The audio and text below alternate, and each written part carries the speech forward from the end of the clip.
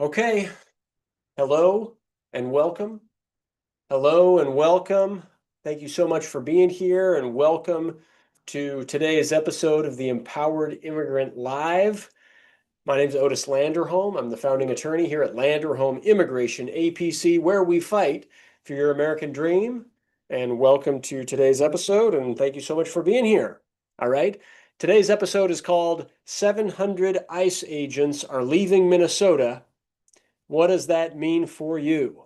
All right. So welcome to our live session today. Thank you so much for being here. Really appreciate you for being here with me. Remember, the Empowered Immigrant Live is here to train, teach, inspire, and empower immigrants to make the most out of immigration laws and to make the most out of their lives.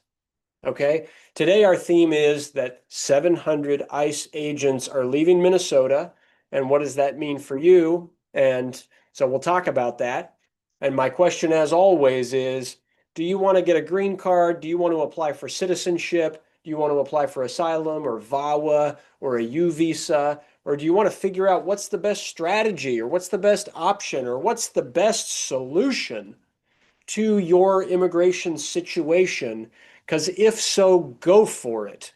All right. And I'd love to help you with that in any way that I can. My firm is on a mission to win 10,000 immigration cases in the next 10 years, and we would love for your case to be one of them. All right. So welcome to our episode today. Welcome to our podcast and our live stream here today. And thank you so much for being here. Okay.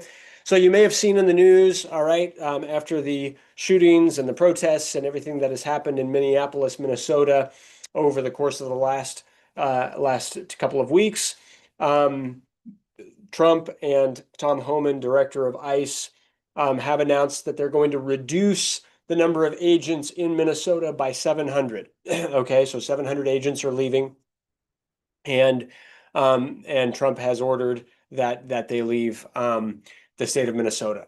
And so Tom Homan, director of ICE, is saying that saying to his kind of uh, followers that this isn't less law enforcement. No, for him, it's smarter law enforcement, not less law enforcement. That's the quote that's out there. But Trump has been quoted saying that his administration could use a quote unquote softer touch on immigration, which is interesting. And so I want to share that. And I want to ask the question, hey, what does this mean for you? Like, is ICE actually going away? And no, the answer is no. But hopefully they are less aggressive. And we'll see if that actually happens. I'm especially interested in seeing how ICE shows up here in the Bay Area for this weekend's Super Bowl. All right, like we're going to see that.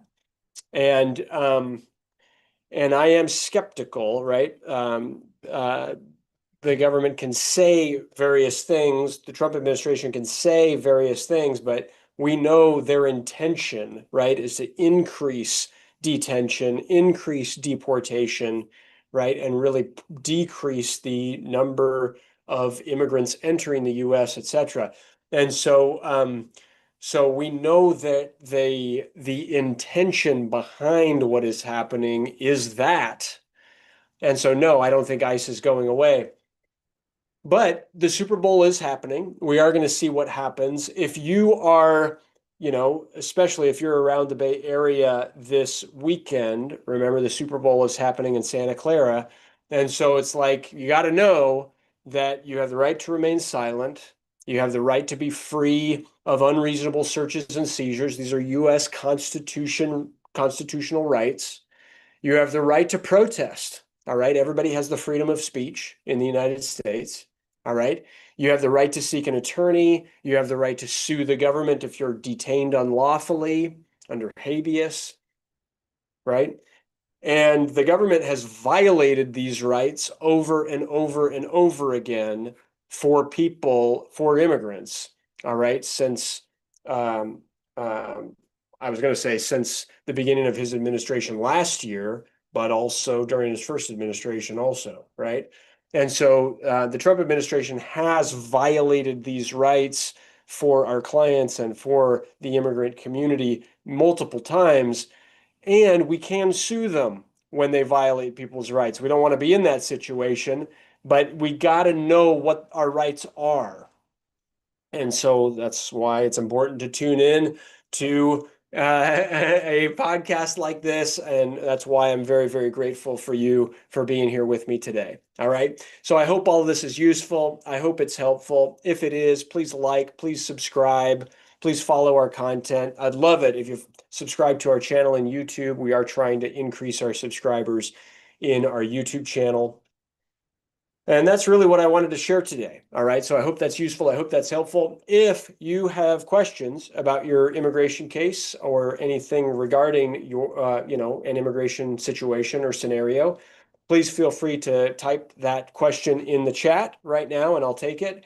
Otherwise, you could also click a link that my team will put in the various channels, and you could ask a question right here, right now with me live on the internet. All right, so that's an option for anybody that's out there. And while you're thinking about that, and if you have questions, please feel free to submit them or raise your or click the link to ask it to me live. While you're doing that, often the question is, hey, what is the Trump administration really planning on doing in 2026? And, where is 2026 going? And it's not a big secret, right? Obviously, we don't have crystal balls. We can't see the future, but we know how unpredictable this president likes to be and this administration likes to be. They like to keep us on our toes. And we also know it was just asked right now, any update about the 75 visa travel ban, right? So we've also been seeing that, right? And so in terms of like what is happening, there are travel bans to prevent immigration from happening. Latest stats suggest that all the different travel bans that are in place right now will decrease lawful immigration to the US by half. All right, in 2026. That's going to have a huge impact on the economy. That's going to have a huge impact on people's lives. So that's happening. And what the government is doing is they're making our lives more difficult, right? They're denying more cases, they're detaining more people, they're deporting more people. And so what do? Right? We can't control them, we can control ourselves. So how do we prepare ourselves? How do we prepare to fight back against this? All right. Well, we prepare to sue them when they violate our rights. All right. And we prepare our cases so well from the beginning that if they deny us, if they choose to deny us, we've preserved everything for appeal so that we can keep fighting that case. And of course, we stay informed and we stay up to date and we stay in communication and we stay on top of what the government is doing so that we can pivot where we need to and defend our clients where we need to. And that's just the reality. That's the way to do it. Okay. And so I had some good news I wanted to share. I have a client with who's currently on withholding of removal. And if you're listening to me, you know who you are, and congratulations this week. And she went into her ICE check-in this week, and with some nerves there. She's won withholding of removal, but it's a type of status where there's no guarantees, right? What'll happen at her next ICE check-in. And so she went to her ICE check-in and she was not detained and everything went fine. And so shout out to that client, congratulations, and everything went well. Okay. And so that's where we're at here right now. Thank you all so much for being here. So, Mom, I see your question here. Is there an update on the 75 country visa pause? No, not really. All right. That visa pause is still happening. All right. So there's no like big update. There have been lawsuits filed challenging it, but there's no big update about those. And that's and so so they are in effect. So anybody who's like a U.S. citizen who's filing to bring a spouse into the US or to bring a parent in with a green card from one of those 75 countries, you can still file the petitions. You can still file everything, but those adjudications will be paused. You will not get a final decision until after this ban is lifted. Okay. All right, let's see. So, May, I see your question here. Has the writing test changed? And have you attended interviews and realized that they are worded differently? Do you mean the writing test to become a US citizen? Is that what you're talking about? And has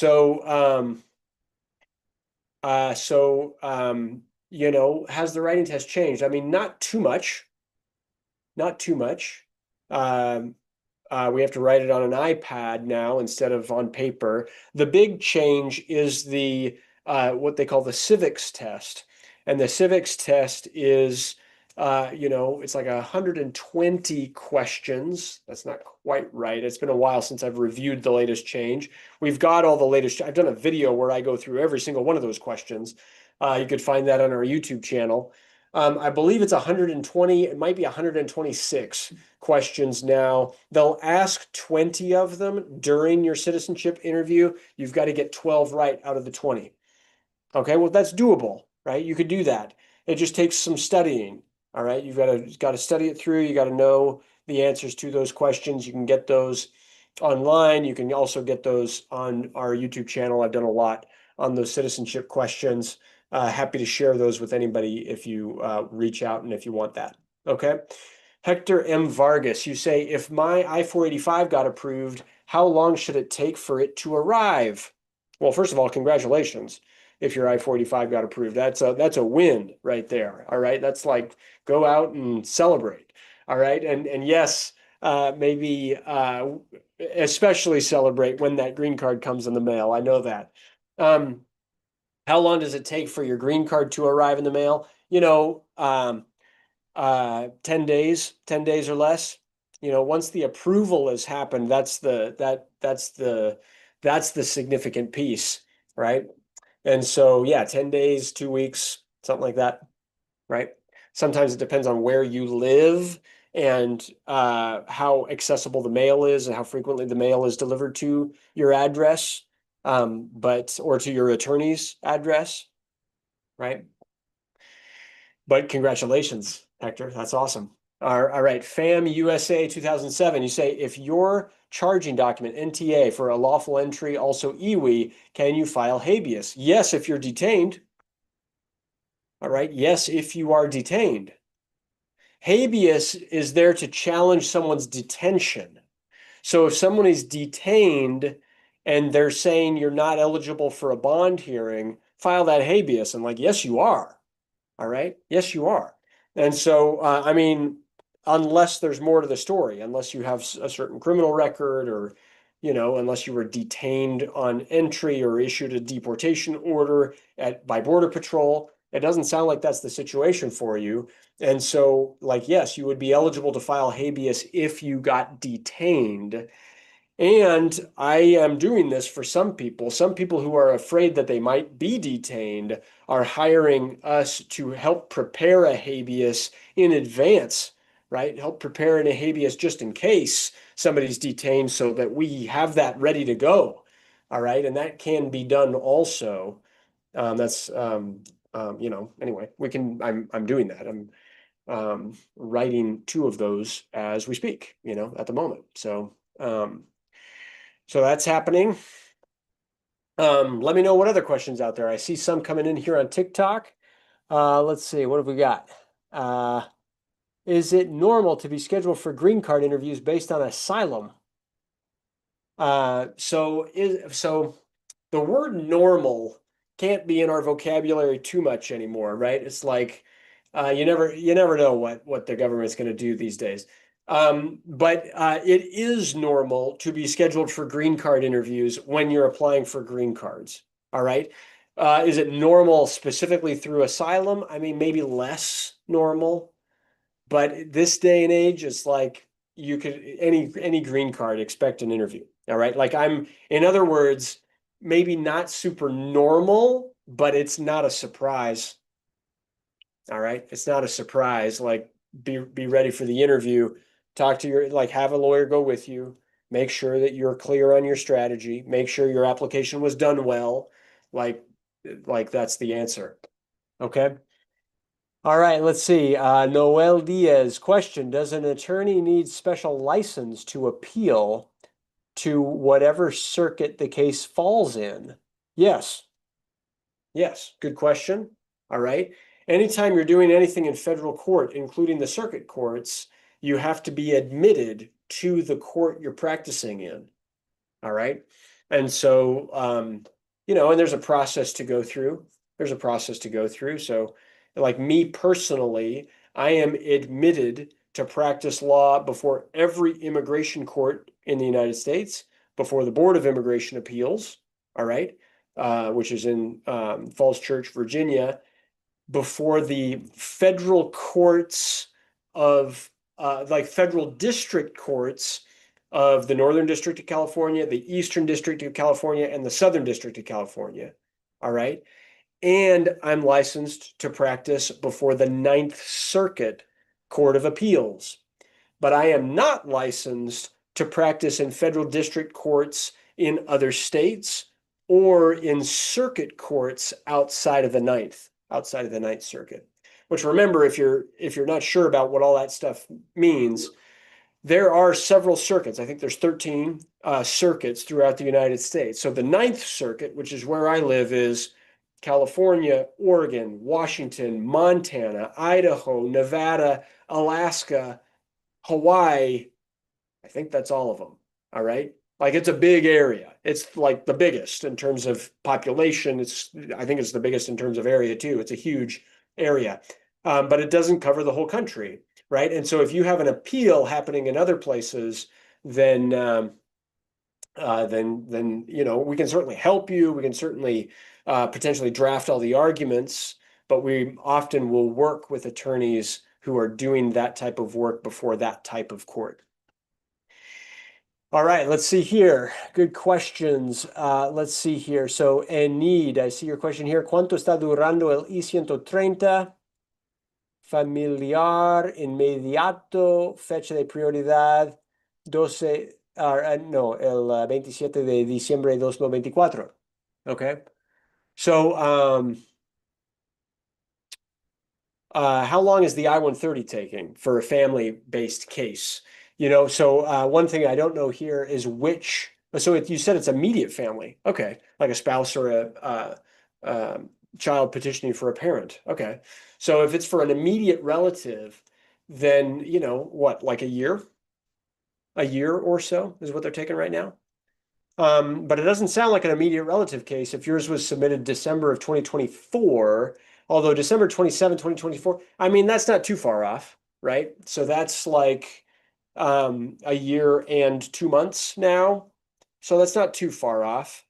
Um, I wouldn't say it's like worrisome or outside of normal processing times too far. If you go 6 more months and there's no decision on your I-130, then I would get serious, right? Contact, congressional representative, contact your attorney and really think about pushing them.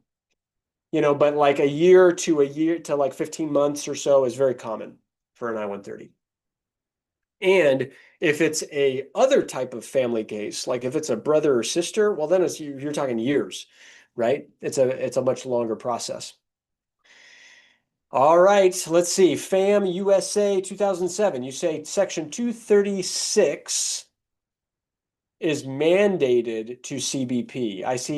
I hear Americans telling CBP agents in town to go to the border. Can they work where the order less than 100 air miles? Okay. If your charging document, yeah, I got that. So you're almost correct, right? So Section 236C is mandated detention, mandatory detention. And maybe that's what you're talking about for certain crimes, right? And yeah, border patrol. So mandatory detention doesn't send people to border patrol. Mandatory detention has people detained, right? And so uh, that's the situation. And that's the situation. All right. So some people have to be subject to mandatory detention and they're sent to detention with ICE. But that's not being sent to Border Patrol. All right. So the cat, I see your question here. Are you recommending people still apply for advanced parole?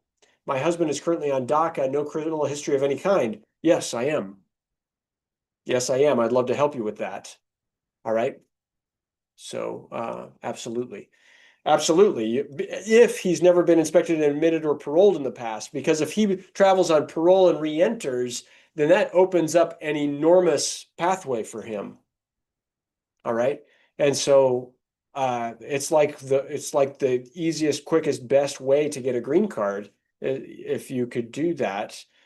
But if it's through DACA, there's three things that you could show, right? It's got to be either through an employment-based opportunity to justify the trip, or a education-based opportunity to justify the trip, or quote unquote humanitarian need to justify the trip. And so if you have a justification for the trip, then great, he could travel and then re-enter and be paroled in. That parole is gold.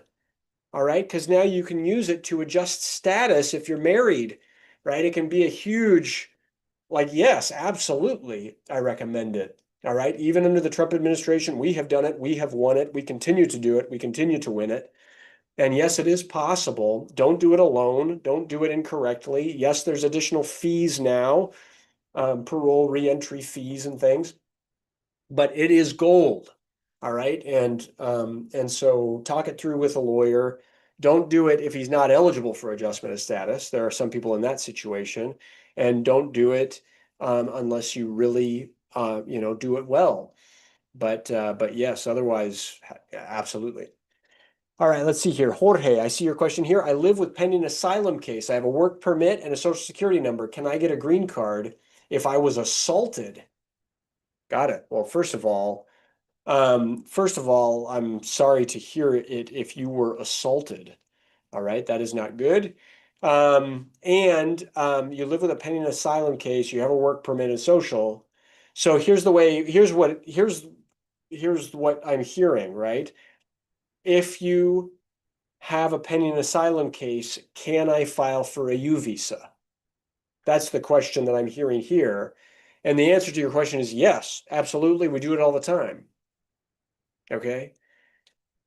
Lawyer, can we file two applications at the same time? Answer, like, yes, absolutely. Lawyers do it all the time. All right. Can I file asylum and get married to a US citizen and file that case and both of them at the same time? Yes, you can file two cases at the same time. Absolutely. And so, Jorge, the strategy though is, and you might want to do this, you can't file for a green card, but you can file for a U visa if you were the victim of a quote unquote felonious assault.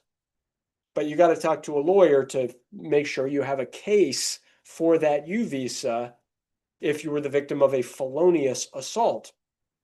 And if so, file that U visa. That U visa will be pending for years. Your asylum case might be heard before your U visa case. All right, it probably will, but it might not. I mean, asylum is completely dysfunctional right now. So, something's got to change in the whole system. And all asylum adjudications are paused right now. Like we don't know what's going to happen with affirmative asylum cases. And so, Jorge, my best advice for you is talk that through with a lawyer. Feel free to call our office. All right, we're here to help. We'd love to help. And we have done that for lots of people. File asylum and file a U visa if you're eligible for it, right? But let's look at that U visa first and that police report and all that stuff. All right, Kat, what's the wait time for advanced parole? 5 months, 5 to 7 months, something like that. All right, and then travel. Best advice is to stay out of the country just a week or so. Just make it a short trip. All right, and then re-enter, and then we could file for your husband's green card. Yeah, he could have a green card this time next year. All right, maybe not. Maybe a couple months after. By May or something of next year. 5 months to get the advanced parole document. A week of travel, and then 8 months or so to get him a green card through your marriage. It could be that quick as long as he's eligible. He needs a detailed consult, right?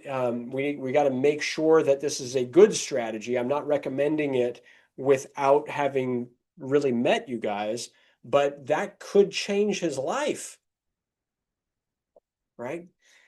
All right, so let's see. Manuel Macala, you say a deportation order. It's not filed, appealed, married, military, U.S. citizen, first entry is legal. What do I do?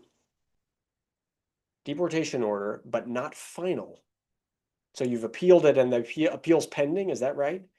And now you've married somebody who's in the U.S. military, who's a U.S. citizen, and your first entry was legal. What do I do?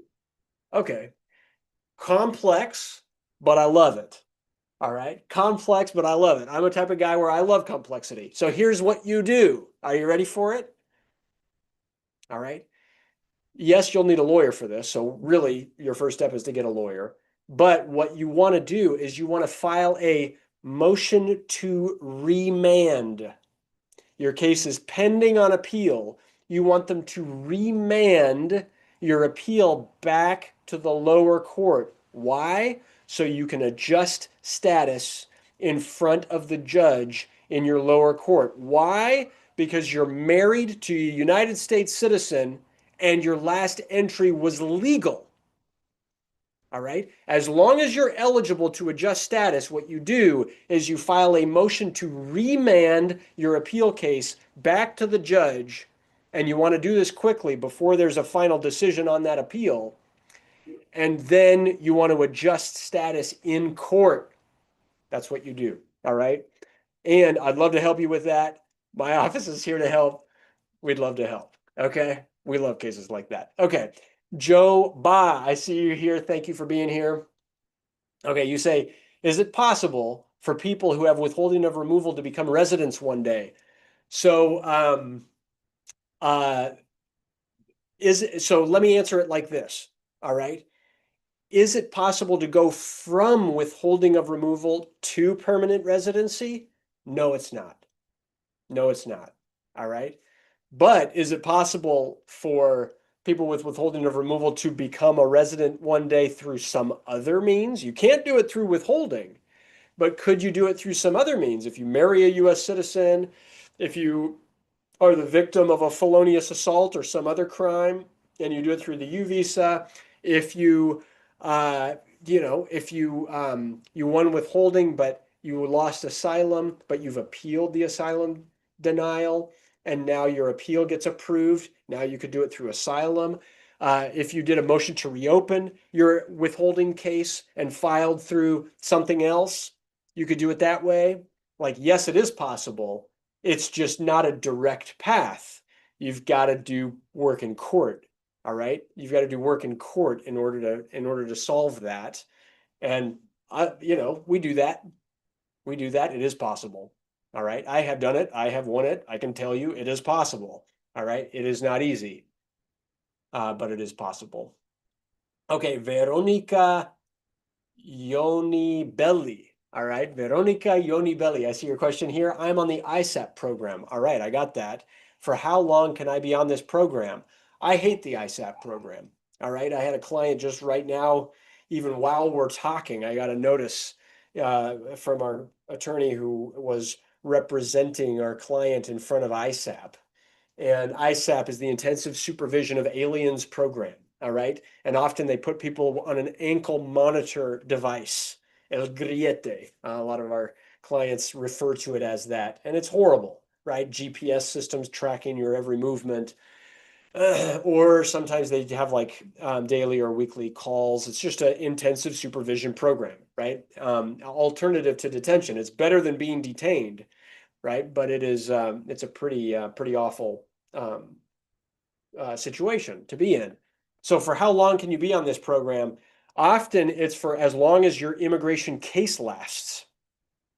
Often it's for as long as your like removal proceedings or your immigration court case lasts, right? However, you can fight about it. Okay, you can request that they remove the ankle monitor device if you have that, right? I've done that for people. You can sue about it under habeas in certain instances. Not easy to do, but it can be done. But the normal answer, Veronica, is that you're on it until as long as your immigration case lasts. Okay. All right, FAM USA, is a change of address mandatory under Section 1305, which can lead to a $200 fine, 30 days in jail, or both? Please clarify. And you also asked, what's the difference between VAWA, a U visa, and a T visa? So when a person is in immigration court, yes, you need to change your address. I think you have 5 days to do it. After a change of address, you do it on Form EOIR 33. Okay. When a person is a green card holder or a person who is going through a USCIS process, also, there's a change in address required. It's on Form AR 11. Okay. And so, yes, changes of address are mandatory, but you file them to different places depending on which process you're going through. Okay. And really quick, the difference between VAWA and U visa and T visa, there's a lot of differences between them. All right. VAWA is you're applying straight for a green card based on being the victim of domestic violence by somebody who could petition for you. All right. So VAWA says that if somebody could petition for you, but they're abusing you, you shouldn't need to wait for them to petition for you. You should be able to petition yourself. So that's what VAWA is. You're applying for you're petitioning yourself for a green card as long as you're showing that your would-be petitioner, a US citizen or a green card holding spouse, parent, or child, would have would have and could have petitioned for you, but they're abusing you instead. Okay, that's VAWA. All right. U visa is different than that, although you can still apply for it if you're the victim of domestic violence. But U visa is for people who have been the victims of all kinds of crimes, any qualifying crime. There's a list, a giant list of qualifying crimes for the U visa if you were helpful in the investigation or the prosecution of that crime. It's a visa that is a tool for law enforcement agencies to say, hey, we want the immigrant community to help us in the investigation and prosecution of the crime. And so we're going to give them a visa. And it's really frustrating because they don't just give them a visa, they make them wait for 20, 30 years before they give them a visa, which is like really stupid. I mean, it's just like ridiculous. That's the U visa. And then the T visa is for people who are victims of certain crimes, but crimes related to human trafficking. All right. So T for trafficking, and that could be sexual trafficking and like go, or it could be labor trafficking, right? And it's got to be an extreme uh, uh, form of human trafficking. And if you have that, then you can be eligible for a T visa. Okay, those are the three. Those are the differences. Okay. All right, Noel Diaz, I see your question. Hi, would you say that the BIA cares more about the facts or the statute wording regarding a CIMT in the Fifth Circuit? Um, this is a good question. This is a good question. So let me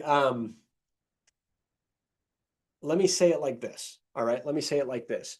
When there's a crime, all right, when there's a crime, immigration law is not supposed to look at the facts of the crime.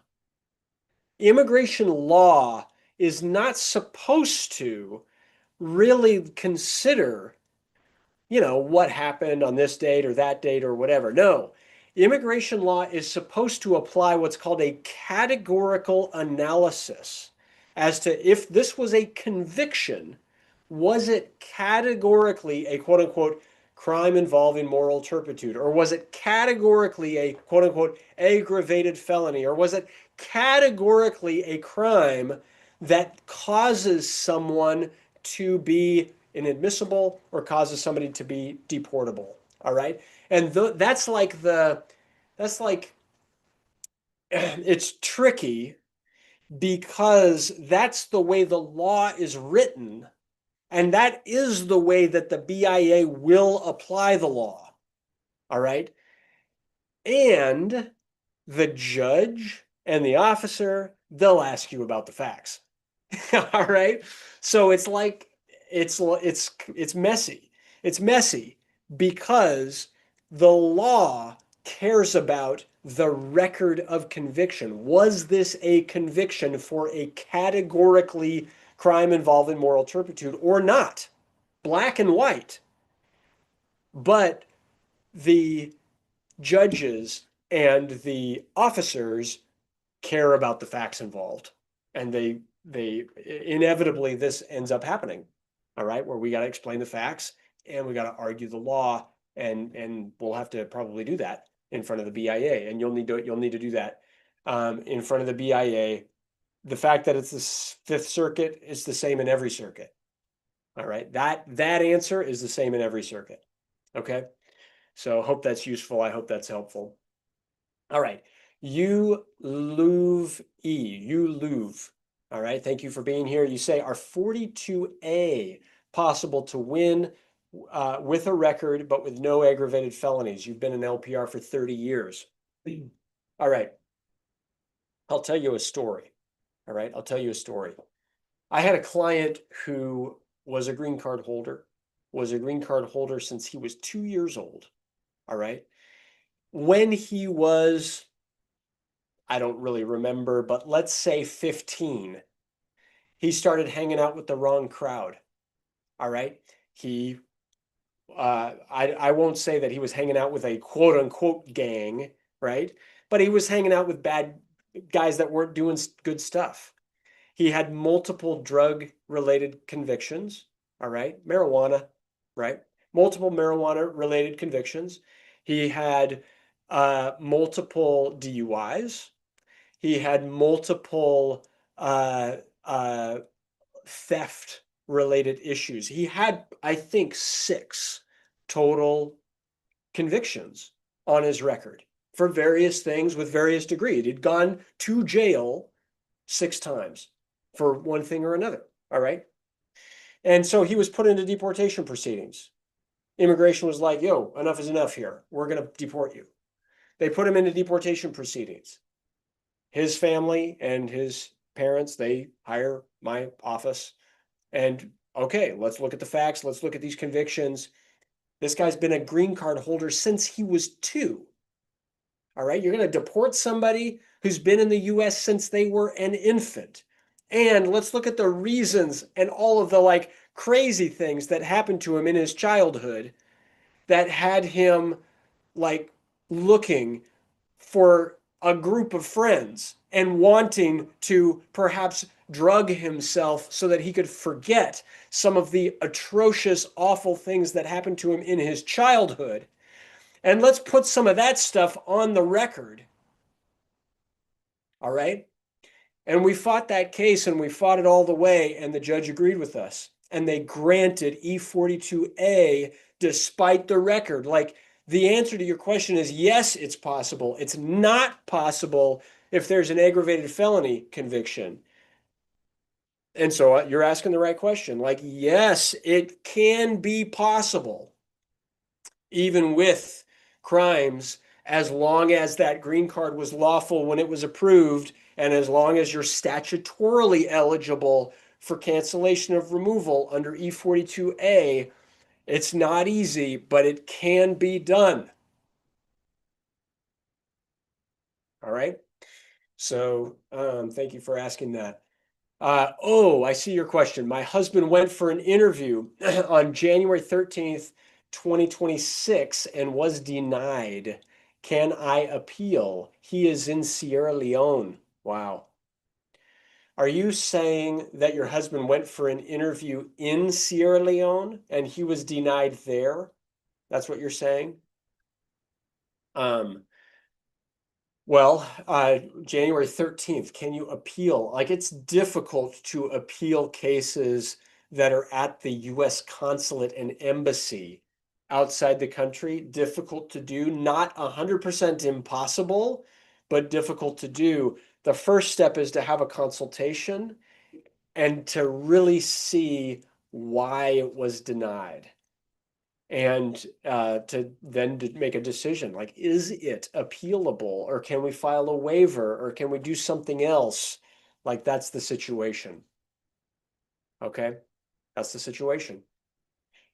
All right, Fam USA, again, thank you for asking your question. You say, why is it that I heard that only a judge can grant you withholding? True or false? Yeah, it's true. Yep. Officers can grant asylum, but if they're denying asylum, they will not grant withholding. They'll send it to immigration court, and an immigration judge can grant withholding. All right, like, and if it's withholding only proceedings, then that will automatically go to a judge. All right. Maria Lacerda, what's the update? Protection for U visa holders in federal court today. Let me look at that. Maybe you know something I don't. Uh, it might be regarding the ICWIC case that we've been monitoring. I did an episode about it, but I didn't see that news came in today. Protection for U visa holders today. Let's see.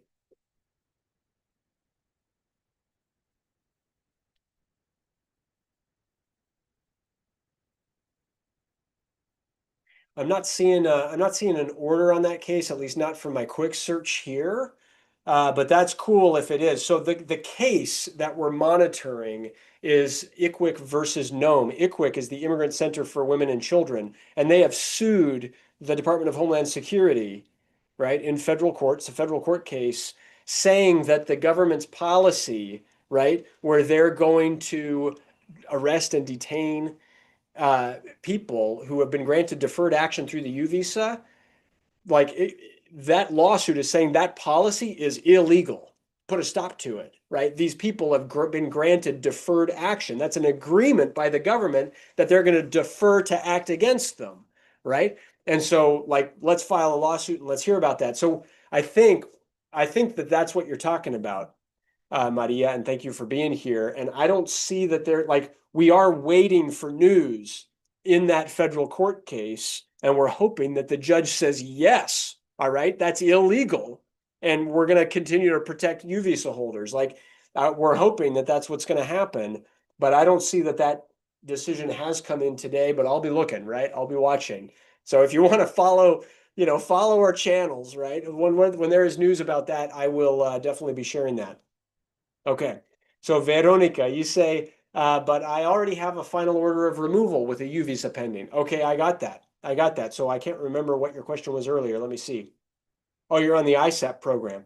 Okay, so you have a final order of removal, but you have a U visa pending. So maybe the way to do it is to file a motion to reopen your final order of removal, and then request that they get you off of ISAP, right? Don't do that on your own. Talk it through with your attorney. If you don't have an attorney, please feel free to contact my office. All right. That's okay. Michelle Warren, you say any news about the ban of the immigrant visas for 75 countries? We had to cancel an appointment in Guatemala. No news, right? It's continuing. The news is that the 75 country ban is continuing. All right. And so it's continuing for now. There's a lawsuit that's been filed against it. We'll keep tracking that. I think the chances that lawsuit actually work are low, right? It's low. So, but I wish them all the best for sure. Okay. As soon as there is news about that, I'll be shouting about it. Okay. Midnight US, you say, can you please tell me about the fiance ban countries? Yeah, fiancés. So, there are 40 countries that have been banned. There's a travel ban for national security reasons. National security reasons. And I don't have that list in front of me. I've done various videos about that list. But that travel ban, which is a travel ban for national security reasons, bans all visas, all of them. All right. Versus the 75 country travel ban, the expanded list, which is based on public charge doctrine. It is a ban not for all visas, it's a ban for quote unquote immigrant visas, which is basically like green cards, spouses of US citizens, parents of US citizens. All right. That's the 75 country ban. So the fiance visas are not banned by the 75 country travel ban, but they are banned by the national security travel ban. Does that make sense? So you got to figure out which list you're on. If you're on any, or if you're on both, you got to figure out which list you're on, and you got to see, okay, would a fiance visa be banned from that list? That's the answer. Okay, that's the answer. So, prolific 303, you say, I'm married for 3 years to my spouse. She's been here for 28 plus years, but she's not documented. What's our best move? Well, let's do a consult and figure it out. The best move is let's figure out your best move. All right.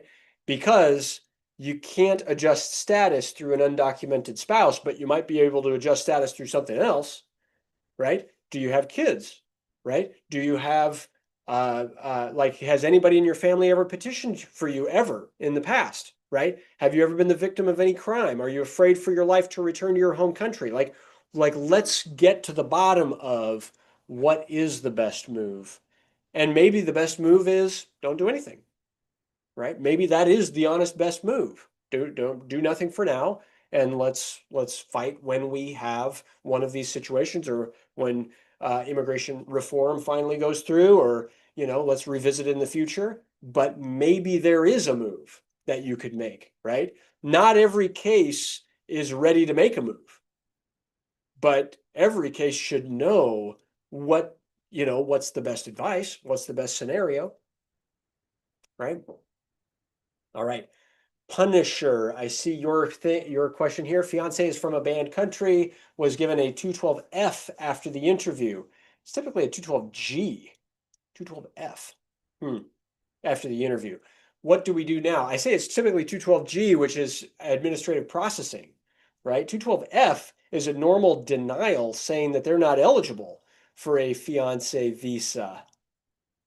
And so, you know, so what do we do now? Well, talk it through with your attorney, right? Make sure that you're clear on, was it an actual denial, or are they just saying that it's being put into administrative processing for now? Talk to your attorney. Feel free to contact my office if you'd like to, and let's get to the bottom of it, and let's see what we can do. All right. And if it's just in administrative processing because of the travel ban, then we're not going to be able to do much. Got to wait for the travel ban to be done, and then it'll be put back in the queue to have something move forward, right? So yeah, that's it. That's it. All right, you guys, this was useful. This was helpful. Midnight Us, you say thanks for your answer. She's from one of the 75 countries. She's waiting for the interview. All right, good luck. All right, good luck. Good luck to her, right? It's great. Okay, that's all I got for today. This was a lot of questions. Thank you all so much for being here, and thanks for asking these questions. It's great.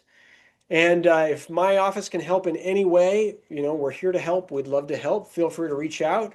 And if this content was useful, please give us a heart or a thumbs up, or subscribe to our channel. If you'd take a moment and go to our channel in YouTube, it would mean a lot. All right, it would mean a lot to me, right? I want to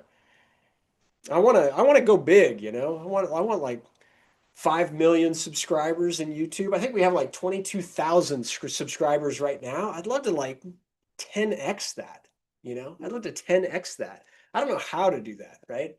But I'd love your help. I'd love your help to do that. You just go to our channel in YouTube, hit that subscribe button. It'd be great. Okay. Cirito, do you bring people up sometimes to discuss their case on your lives? Like, yes, we could do that right here, right now, if you want. We could do it right here, right now, if you want. So it's not super common for us because we've just got the technology. Like, we just installed Zoom with our live stream platform just like a couple of weeks ago, but we can do it. All right. And so So act fast though, because I'm about to wrap up here for today. So maybe take us up on that next time. All right, we're wrapping up here for today. So thank you all so much for tuning in. I really appreciate each and every one of you for being here. My name's Otis Landerholm. I'm the founding attorney here at Landerholm Immigration, APC, where we fight for your American dream. I really appreciate each of you. I will do this episode in Spanish in probably I'll need like 20 minutes or so, and then we'll do this in Spanish. And thank you all very, very much. And we'll see you next time. All right. And stay tuned, like, subscribe, all that good stuff. And we'll see you next time on our next episode of the Empowered Immigrant Live. Thanks a lot, Fam USA. I see you here. Thank you so much for what you just said. Really appreciate you. Thanks, everyone. Make it a great day. Take care. Bye bye.